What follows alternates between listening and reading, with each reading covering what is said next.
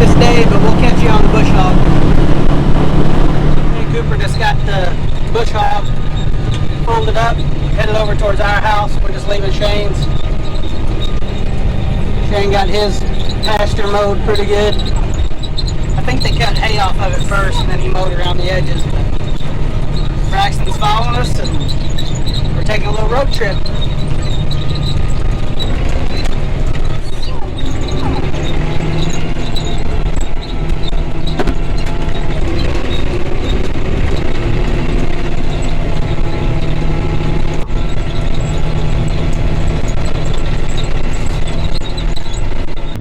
What's up, y'all?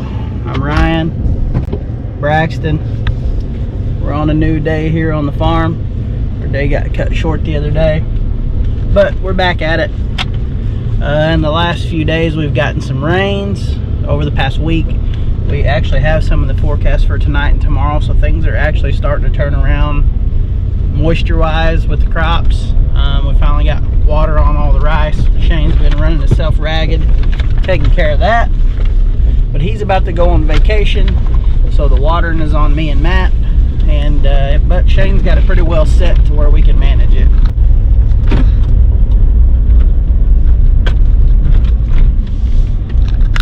Try to get you a little crop update today.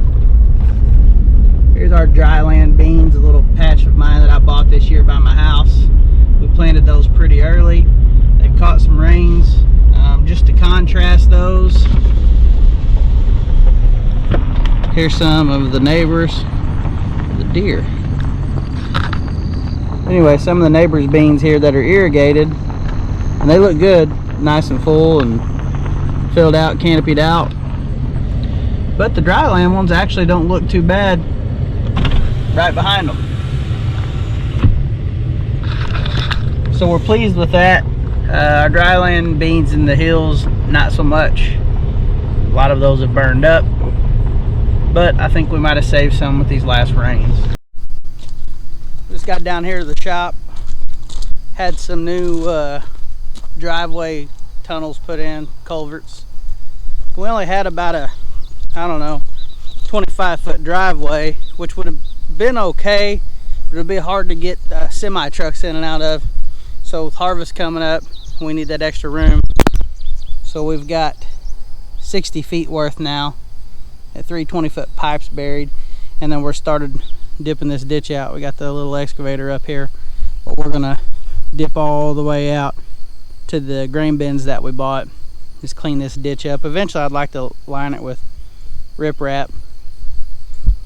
Then of course we'll go that way too and clean that up, because there's gonna be a house built there soon. But we got the little skid steer, we got the little excavator down here, big excavator still back there, needs some work. But guys got the Mudmaster out for some levee spraying, so got some things going on. I'm waiting on Shane to get here, and we'll probably try to do a little crop update and get you up to speed on all that stuff. Me and Braxton are in the Volvo. We're going down here to unhook the dump trailer. We kind of need this truck free because we got to go get that water wagon we bought here in the next few days. We bought it a couple months ago and we never went and picked it up. So the dump trailer's been on the Volvo. We're going to unhook it, and that way we got a truck freed up to do what we need to do.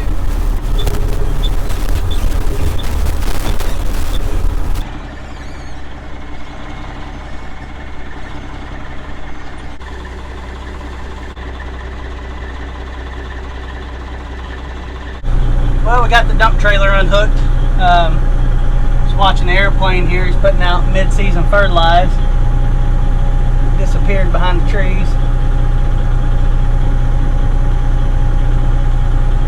There he is.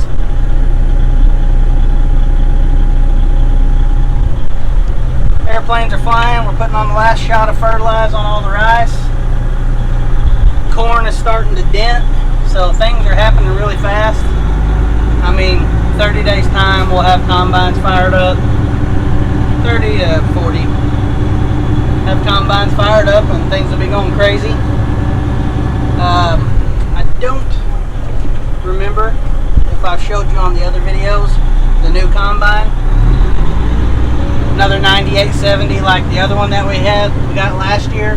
So now we have 2 Class 8 combines, and hopefully we can knock the bigger rice crop out this year with no problem. We added probably 200 acres of rice this year, so the need for the bigger combine was there. New fuel wagon we got, come handy in harvest. And then the dump trailer is probably retired for the season, so unless any other projects come up, it's there for the year. Well, we got the old Mudmaster started up, but has a host of problems, hydraulic issues, fuel issues, the pump's not pumping for the water, so it leaves a lot to be desired in the ways of a running machine. But that's okay. We'll get it eventually.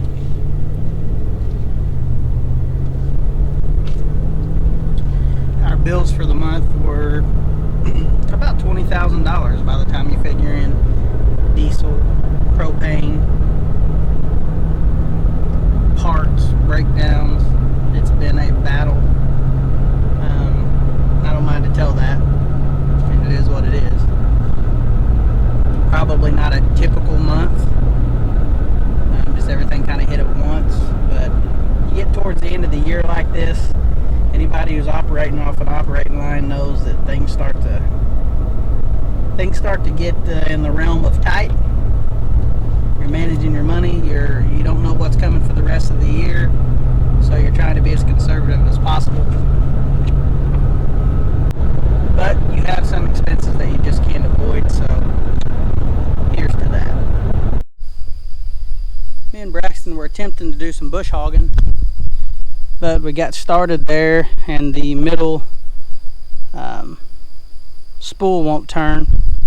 I think the slip clutches are too loose, so I'm going to run down, get some tools, tighten that up, and get back after it. Me and Braxton are on the bush hog tractor again.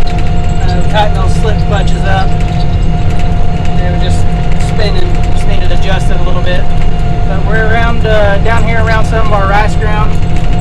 It's the second year we farmed this, but we're just mowing around and kind of beautifying, I guess, is the word for it. But just making things look nice.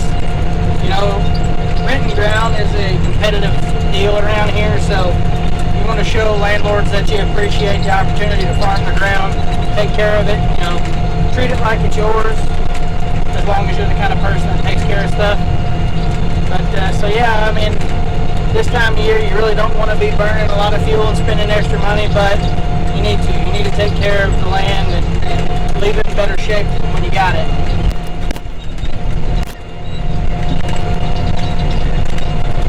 Not a lot of grass on this road, but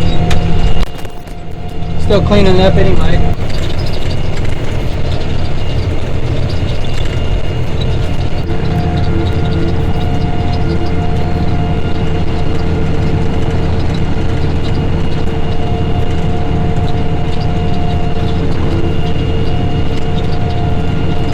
Update on the rice. You can see the lighter killer spots out there. Rice is actually starting to put on its head, make it seed. You know, after this, things are going to happen fast. It'll make that head, or it'll fill it like what is called a milk stage. And then you're just watering, waiting for it to firm up and create a hard seed. So not too much longer left on this stuff. This is the most crucial time for getting the water on that stuff. We just put our mid-season fertilize down. I was talking about that earlier, showing you the front of the plane. Typically we do about 60 pounds to the acre on the fertilize. But this year, as dry as it was, and as much stress as the crop went through, we went with 100 pounds. So let's kick it up just a little.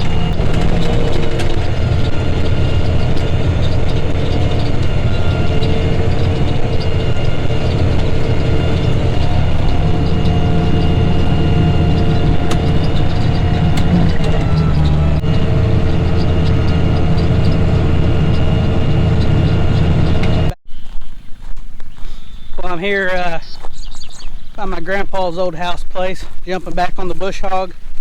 Gonna finish mowing around this 120 acres. I probably got I don't know, hour left down here. Rough on the blades. A low tire. It's always something.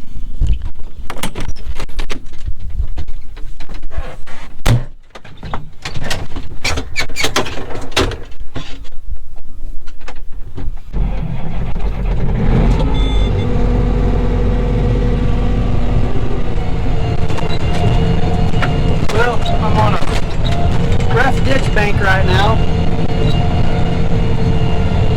Mowing edges. I hate being on ditch bank, especially this loose sand here because it's been washing, and I just feel like any time it's gonna cave in with me. But so far so good. Just trying to reach over there and pop some of those briars and blackberries and stuff.